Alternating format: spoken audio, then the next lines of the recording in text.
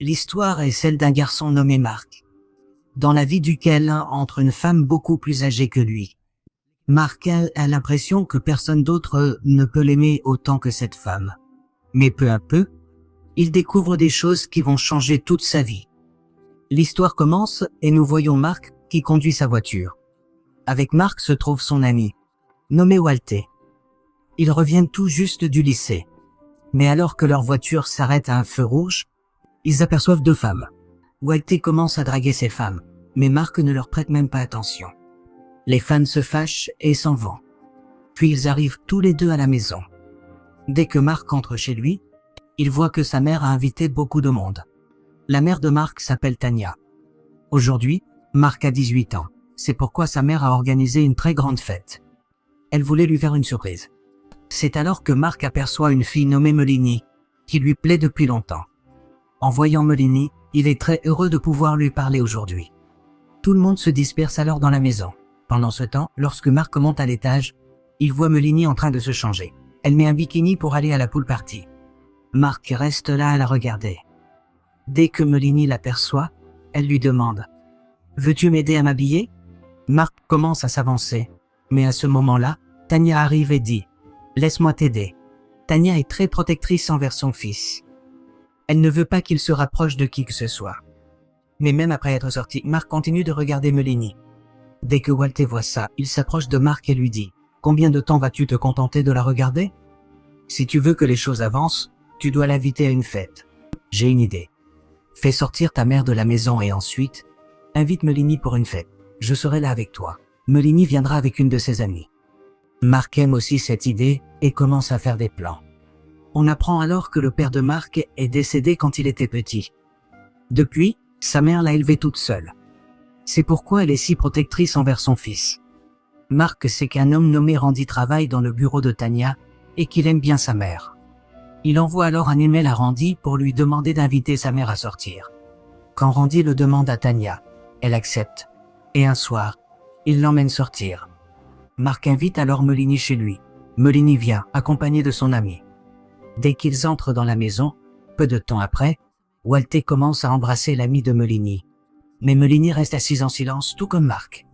C'est alors que la sonnette retentit. Dès que Marc ouvre la porte, il voit un diacre sur le pas de sa porte. Il découvre alors que sa mère a envoyé ce diacre pour qu'il vienne les voir le soir et leur lise la Bible. Une fois de plus, Marc est déçu, et leur plan pour ce soir est également ruiné. Le lendemain, Tania dit à Marc de sortir et de ramener toutes ces choses de la quincaillerie. Marc se rend donc au magasin. C'est alors qu'arrive une femme nommée Carissa. Carissa pense que Marc est un employé du magasin. Elle commence à lui poser des questions sur des articles. Marc précise qu'il est aussi un client, pas un employé. Carissa s'excuse alors, mais Marc dit « Je peux quand même vous aider. Je sais ce que c'est. » Il l'aide à faire ses achats. Carissa le remercie alors. Marc est d'une certaine manière attiré par Carissa. Et Carissa commence aussi à apprécier Marc. Dès qu'il sort, Carissa lui demande « Voudrais-tu venir chez moi? Je ne sais pas comment installer cet objet. Ne t'inquiète pas, je ne te demande pas de faire ça gratuitement. Je te paierai pour ça. » Marc se rend donc chez Carissa et répare le pommeau de douche. Et dès qu'il le dit à Carissa, celle-ci répond « Il faut que je vérifie. » Et elle se déshabille juste devant Marc. Et en entrant, elle dit à Marc « Tu veux venir? Tu peux l'essayer aussi. » Marc hésite un instant, mais finalement, il ne peut pas se retenir. Il se déshabille et entre prendre une douche. Ils commencent alors à se rapprocher et ont plusieurs rapports intimes. Après cela, dès que Marc rentre à la maison, il semble un peu changé. Et Tania remarque que Marc a l'air très heureux maintenant. Marc va alors tout raconter à Walter, lui disant qu'il vient d'avoir une relation intime avec une femme de 40 ans. « Oh, t'es suffit. » Le soir venu, Marc sort tout apprêté. Tania lui demande alors où il va. Il répond qu'il va à un rendez-vous. Tania demande alors « Avec Melanie ?» Mais Marc répond « Non, avec quelqu'un d'autre. » Et sur ce, il s'en va. Marc est maintenant à son rendez-vous avec Carissa. Il lui parle de son jeu, qu'il développe depuis longtemps. C'est le projet de ses rêves. Carissa lui dit alors « J'ai un ami chez un tel. Il peut t'aider. » Marc est ravi. Carissa dit alors « Je ne ferai pas ça pour toi gratuitement. Je veux quelque chose en échange. » Marc demande « Quoi ?» Carissa s'approche alors de lui, lui murmure quelque chose à l'oreille et se dirige vers les toilettes. À ce moment-là, un homme s'approche et dit à Mark: « Fuis aussi vite que tu peux. Tu as encore une chance de t'enfuir. » Et après avoir dit cela, il s'en va. Mais Mark ne prête pas beaucoup d'attention à ces paroles. Carissa revient alors et emmène Mark chez elle. Ils passent la nuit ensemble. Tôt le matin, dès que Mark rentre, sa mère se met en colère contre lui et lui dit: « Tu es resté dehors toute la nuit. C'est absolument inacceptable. Tu ne peux jamais passer la nuit dehors. Et ces derniers temps, tu as l'air changé. Tu n'es plus le même Mark. » Mais Mark ne répond rien et commence à partir. Tanya lui dit alors qu'elle lui préparera à manger. Mais Mark répond que non. Il ne rentrera pas ce soir non plus. Tanya devient alors pensive. Mark passe maintenant la plupart de son temps avec Carissa. Pendant ce temps, il lui demande comment Carissa est si riche. Elle lui explique que toute cette propriété appartenait à son mari, décédé il y a 5 ans. Et après lui avoir raconté cela, Carissa demande à Mark: « Veux-tu me mettre de la lotion ?» Mark commence alors à lui appliquer de la lotion sur tout le corps, et ils ont de nouveau un rapport intime. Et le temps passe ainsi. Un jour, alors que Mark prend sa douche, Tanya prend son téléphone pour découvrir avec quelle fille Mark passe son temps. Et c'est là qu'elle découvre l'existence de Carissa. Mais Tanya ne sait rien de plus sur Carissa, à part son nom. Pendant ce temps, de son côté, Carissa prend ses médicaments, mais après, elle se met à pleurer. C'est une dépression nerveuse. Elle brise aussi une vitre de sa maison. Puis, le soir venu, Carissa arrive chez Mark. Tout le monde est surpris de la voir. En particulier Tanya, qui constate que Carissa a le même âge qu'elle. Elle est alors encore plus troublée de voir que Mark sort avec une femme de l'âge de sa mère. Mais Carissa parle à tout le monde très gentiment, et ils commencent à dîner ensemble. Cependant, à table, tout le monde est très silencieux. Carissa dit alors à tout le monde: « Vous devriez savoir quelle application géniale Mark a développée. Cette application va devenir très célèbre, le monde entier connaîtra Mark. Et si son application réussit, il pourra même abandonner ses études. » En entendant cela, Tanya s'emporte et dit: « Quoi qu'il arrive, mon fils n'abandonnera pas ses études. » Carissa répond alors: « Il faut bien quitter l'université. L'université ne vous apprend rien. » Tanya s'énerve encore plus et dit: « Je sais ce qui est bon et ce qui est mauvais pour mon fils. Et en ce moment, je sais que vous êtes mauvaise pour lui. Je ne veux pas qu'il sorte avec une femme comme vous. » En entendant cela, Carissa s'emporte et commence à sortir de la maison. Mark la suit et s'excuse pour l'erreur de sa mère. Carissa lui dit alors: « Le monde ne fonctionne pas comme ça. Tu n'es plus un enfant. Les vrais hommes prennent leurs propres décisions. Ils ne demandent pas tout à leur mère et ne restent pas tout le temps dans ses jupes. Ils savent ce qui leur apporte du bonheur. Les hommes doivent courir après leur bonheur. Et tu sais où se trouve ton bonheur en ce moment ?» Pendant ce temps, nous voyons Tanya qui dit à Randy à l'intérieur: « Une fois que Mark sera rentré, il va se faire sérieusement gronder par moi. Et après aujourd'hui, je ne veux plus qu'il revoie cette femme. » Tanya voit Mark monter dans la voiture de Carissa et partir. Tanya s'énerve encore plus. Nous voyons ensuite Carissa et Mark.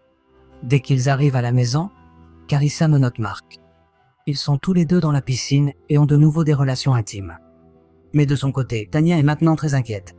Elle fait des recherches sur Carissa sur Internet. Elle découvre alors que Carissa est également veuve. Elle avait épousé un homme très riche qui avait le double de son âge. Et son mari est mort récemment. Le lendemain, Tanya se rend chez Carissa pour s'excuser.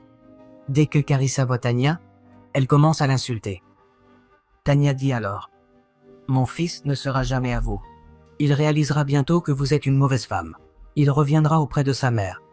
Il va vous quitter. » Carissa répond: « C'est vous qu'il va quitter. » Et après avoir dit cela, elle ferme la porte. Peu de temps après, Mark arrive. Carissa lui parle alors très gentiment et lui dit: « Je veux que tu vives ici avec moi à partir de maintenant. Tu devras emménager. » Mark répond alors: « Ce n'est pas possible. Ma mère a besoin de moi. Je veux rester avec elle. Et de toute façon, mes cours reprennent dans un mois.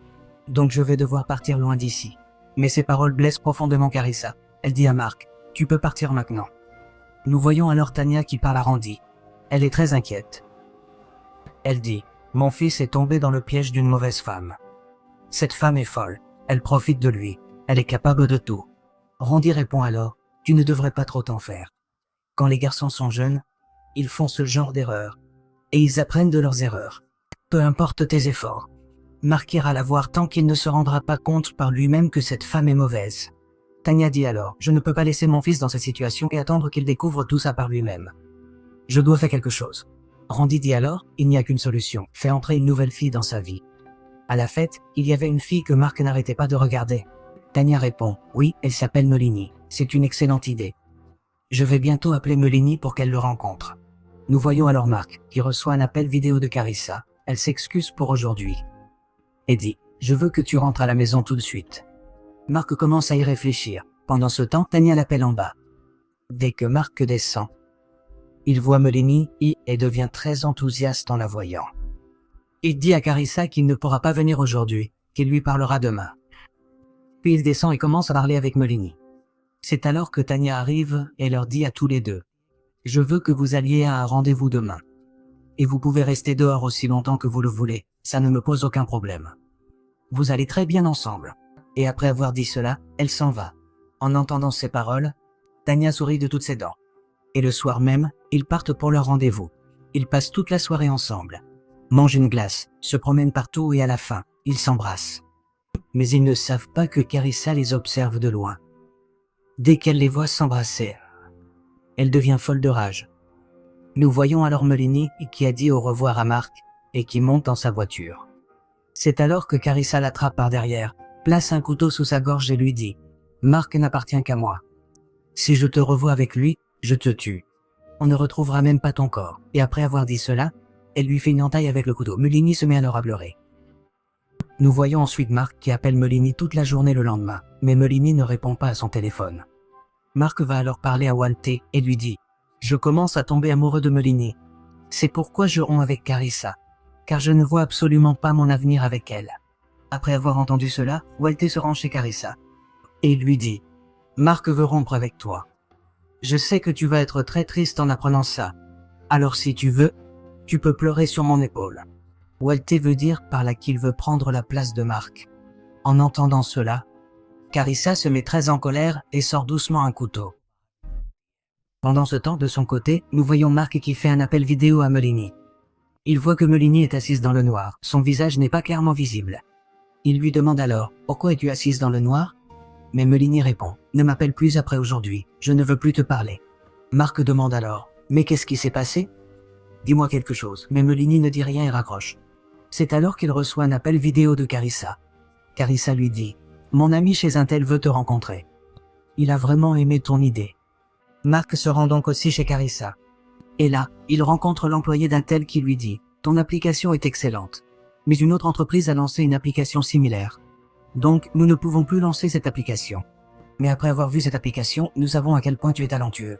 C'est pourquoi nous t'offrons un poste. Si tu le souhaites, tu peux travailler chez un tel. » En disant cela, il lui donne sa carte et s'en va. Marc est très heureux et Carissa lui dit « Maintenant tu peux accepter ce travail. Tu n'as plus besoin de retourner à l'université. » Marc répond alors « Non, je vais retourner à l'université, je veux tracer ma propre voie. Je ne veux pas aller chez un tel. » Après avoir dit cela, il commence à partir. Carissa prend une bouteille et le frappe à la tête. Marc tombe inconscient. Pendant ce temps, de son côté, nous voyons Tania, qui est maintenant très inquiète pour Marc, car il n'est pas rentré de la journée et son téléphone est injoignable. Elle essaie alors d'appeler Walter, mais l'appel de Walter n'aboutit pas non plus. Nous voyons alors Marc, que Carissa a ligoté, et Carissa est assise à côté de lui. Carissa commence alors à effrayer Marc et lui dit « L'état dans lequel tu es maintenant, j'ai fait la même chose à mon mari, et maintenant il n'est plus de ce monde. Tu n'as donc aucune idée de ce que je suis capable de faire. » Et en disant cela, elle lui inflige une blessure. Nous voyons alors Tania qui arrive chez Carissa et lui dit « Je sais que mon fils est avec vous. Alors, rendez-le-moi, sinon j'appelle la police. » Carissa répond « Entrez dans la maison. » Dès que Tania entre, elle lui donne une paire de menottes et dit « Mettez-les si vous voulez voir votre fils. » Tania met les menottes, et Carissa l'emmène auprès de Marc. Puis elle pose une arme devant eux et dit à Tania « Tu n'as qu'une seule option. Soit tu te tues, soit tu tues Marc. Un seul d'entre vous peut rester en vie. Si tu meurs, alors Marc sera à moi. Et si Marc ne peut pas être à moi, il ne sera à personne. » Après avoir dit cela, elle sort. Tania commence alors à réfléchir à ce qu'elle va faire. Pendant ce temps, de son côté, nous voyons Randy, qui essaie d'appeler Tania depuis un long moment. Comme l'appel n'aboutit pas, il s'inquiète et se met à la chercher. Nous voyons alors Tania, qui a décidé de se tirer une balle pour que Marc puisse vivre. Mais entre-temps, elle a une idée. Dehors, nous voyons Carissa qui entend un coup de feu. Elle accourt dans la pièce et voit Tania à terre. Elle pense que Tania est morte. Elle s'approche pour voir. Mais dès qu'elle est près d'elle, Tanya attaque Carissa. Elles se battent pendant un long moment. Finalement, Tanya assomme Carissa et commence à s'enfuir avec Mark. Alors qu'il court dehors, Tanya voit Carissa sortir en courant de l'intérieur. Elle a une barre de fer à la main. Et juste avant que Carissa ne frappe Tanya avec cette barre, Randy arrive et enfonce une barre dans le ventre de Carissa. Carissa meurt sur le coup. Pendant ce temps, Randy voit une boîte. Dès qu'il l'ouvre, il voit que Walter est à l'intérieur. Il fait également sortir Walter. Ils partent tous de là, et le temps passe. La scène se déplace un mois plus tard, et nous voyons que Mark part maintenant pour l'université. Et Melanie part aussi avec lui. Tanya est très émue, car c'est la première fois qu'elle envoie son fils si loin d'elle. Mais elle sait qu'elle doit le faire. Mark serre tout le monde dans ses bras et s'en va. Nous voyons alors la nouvelle petite amie de Walter. Elle est aussi une veuve et très riche. Et en voyant la petite amie de Walter, Tanya devient pensive, et c'est ainsi que le film se termine.